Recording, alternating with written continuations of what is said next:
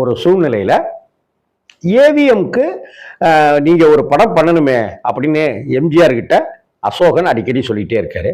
அதே போல ஏவிஎம் சரவணன்கிட்டையும் அப்பஜிட்ட சொல்லி எம்ஜிஆரை வச்சு ஒரு படம் எடுக்க சொல்லுங்களேன், நம்ம எடுக்கவே இல்லையே ஏவிஎம்ல அப்படின்றதையும் சொல்லிட்டே இருந்திருக்காரு. இது எல்லாருக்கும் அந்த சிந்தனை இருக்கு. யாருக்கு தான் எம்ஜிஆரை வச்சு படம் பண்ணணும்னு ஆசை இருக்காது, எல்லாருக்குள்ளாரையும் அந்த ஆசை இருந்துகிட்டே இருக்கு.